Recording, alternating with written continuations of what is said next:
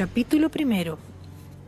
La revelación de Jesucristo que Dios le dio para manifestar a sus siervos las cosas que deben suceder pronto, y la declaró enviándola por medio de su ángel a su siervo Juan, que ha dado testimonio de la palabra de Dios y del testimonio de Jesucristo y de todas las cosas que ha visto. Bienaventurado el que lee y los que oyen las palabras de esta profecía y guardan las cosas en ella escritas, porque el tiempo está cerca. Salutaciones a las 7 iglesias.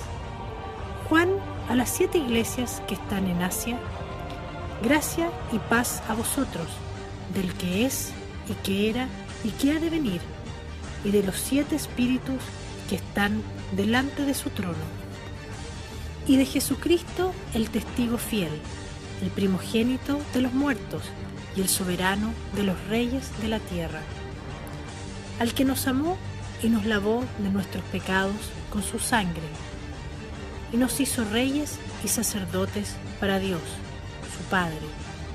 A Él sea gloria e imperio por los siglos de los siglos. Amén. He aquí que viene con las nubes, y todo ojo le verá, y los que le traspasaron, y todos los linajes de la tierra harán lamentación por él. Sí, amén.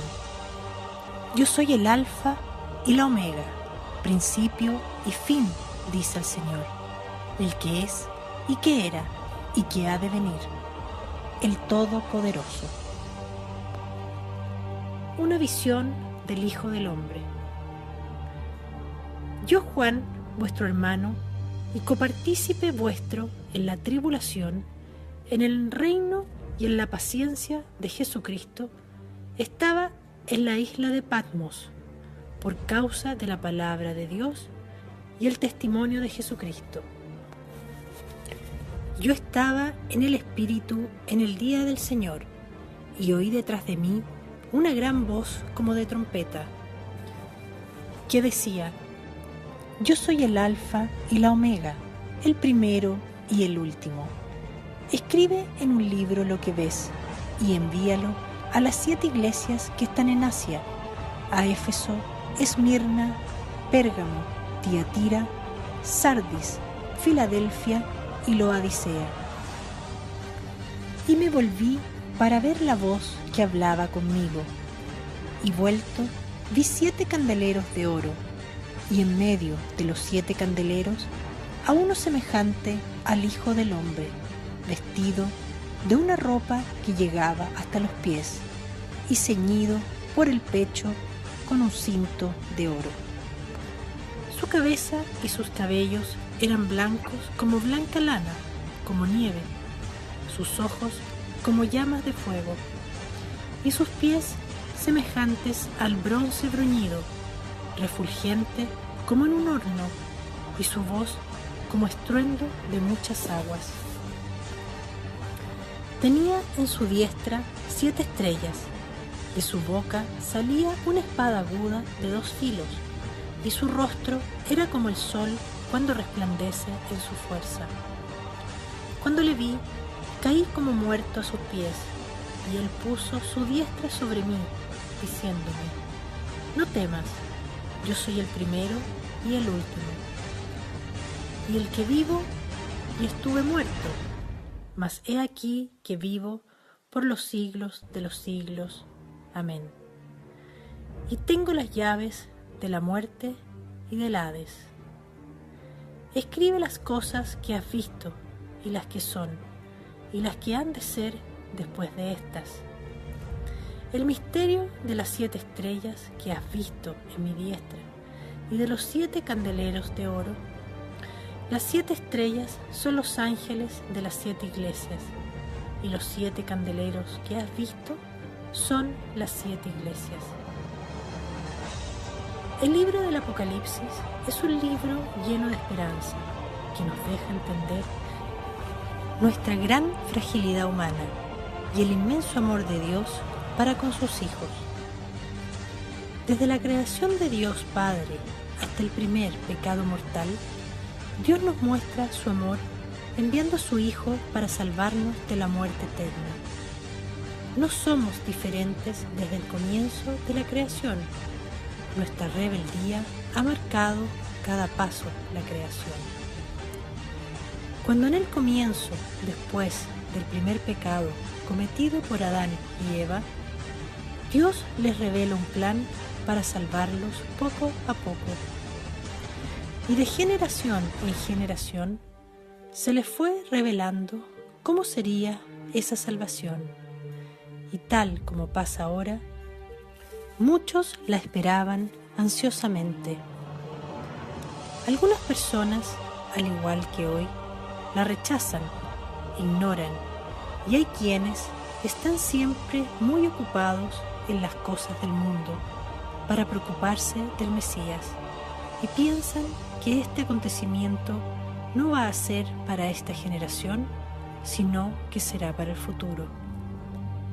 Ese es el Apocalipsis, un mapa para entender cómo será la segunda venida de Cristo a la tierra.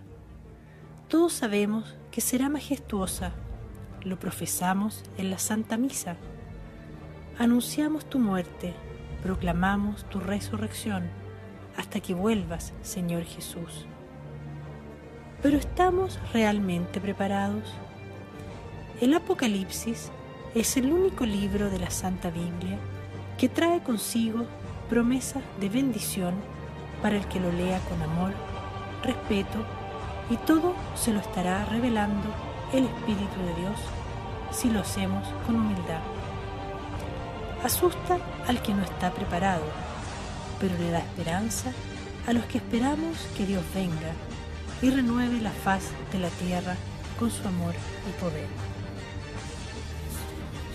Bienaventurado el que lee, los que oyen y guardan, que significa también bendito, digno de toda alabanza, dichoso, feliz. El término corresponde al siervo, en principio de todas las épocas, que interpretó y enseñó la profecía de este libro. El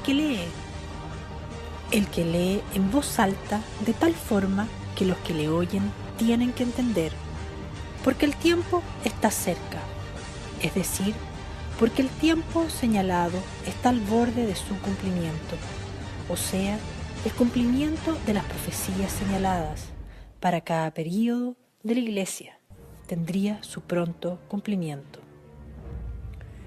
El saludo de Juan dice: gracia y paz a vosotros. Esto no significa ausencia de problemas, que son como un medio por el cual el Señor nos fortalece hasta hacernos partícipes de su santidad. Los problemas vendrán, pero no debemos preocuparnos, sino entregarle todas nuestras cargas con plena confianza a Él, y Él obrará. Estas cartas son enviadas por el eterno Yo soy el que soy. Y de los 7 espíritus, este simbolismo es una representación de la verdadera Iglesia, los mensajeros de ella. Jesucristo es el testigo fiel, confiable, seguro, verdadero, fidedigno. Todos estos términos exaltan la vida de Cristo. Tanto en la vida como en la muerte fue vista su fidelidad. Pero Él es el testigo fiel, hablándonos así de su eterna fidelidad.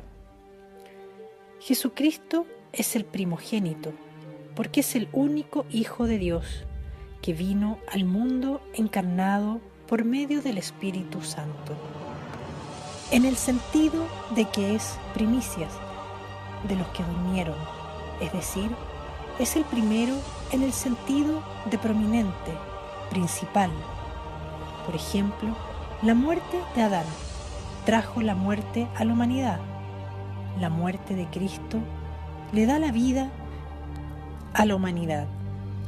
En este sentido, Cristo también fue el primogénito de los muertos, el primer resucitado de los que resucitarán para el reino a su semejanza. Jesucristo ejerce toda autoridad. Todos los reinos existen con su permiso, aun los que le son hostiles. Jesucristo es el jefe, gobernante, oficial, juez, es decir, Él ejerce todo el control sobre ellos. E hizo de nosotros un reino y sacerdotes para Dios su Padre. Este reino es el que se le prometió a Israel en el desierto y que en su cumplimiento final, completo y definitivo está en el futuro. Hoy solo como una sombra vemos este reino en la Iglesia, ya que está en formación, pero se manifestará a plenitud en el futuro, cuando en unidad refleje plenamente la gloria de Dios y sea realmente luz de las naciones, según las profecías.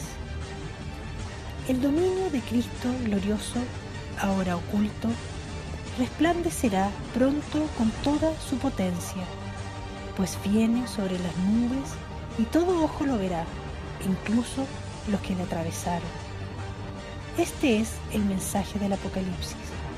Suceda lo que suceda, en todo, incluso en medio de los más tremendos horrores de la historia, la venida gloriosa de Cristo es el signo de esperanza para sus fieles. Dios mismo sella la presentación de Juan, cerrando la introducción con su firma: Yo soy el Alfa y el Omega, dice el Señor, el que es, el que era y el que viene, el Señor universal. Dios abraza toda la historia, presente, pasado y futuro. Él es el Creador, presente hoy en los acontecimientos del mundo, y que llevará el mundo y los hombres a su plenitud consumada. Dios es siempre el que viene, el que está a las puertas, el que irrumpe en el mundo y en la vida del creyente. Este título divino es comentario tarjúmico del Yo Soy del Éxodo, cuando Dios revela su nombre a Moisés en la zarza ardiente. Alfa y Omega son la primera y la última letra del alfabeto griego. Dios abraza y da sentido a todas las sílabas, palabras y acontecimientos de la vida humana. Él es, el que era y el que viene, el Señor del tiempo y de la eternidad. Es el Pantocrátor, el Todopoderoso, al que está sentado en el trono, y lo diferencia con el Cordero. Dios también se identifica con la venida del reino. Cuando hablamos de la venida de Cristo, hablamos de la venida del reino de Dios, recuperando este planeta perdido por el pecado y donde está involucrado todo el cielo. Por eso se habla del reino de los cielos, o reino de Dios y de Cristo.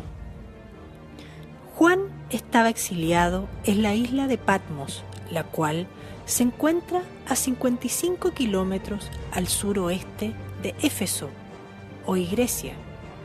A esta isla se enviaban presos para trabajos forzados, para sacar minerales y donde las noches eran muy frías. En esta isla estuvo Juan por su fidelidad al Señor 16 meses o algo menos. Para Juan tuvo que ser muy grato volver a escuchar a su maestro.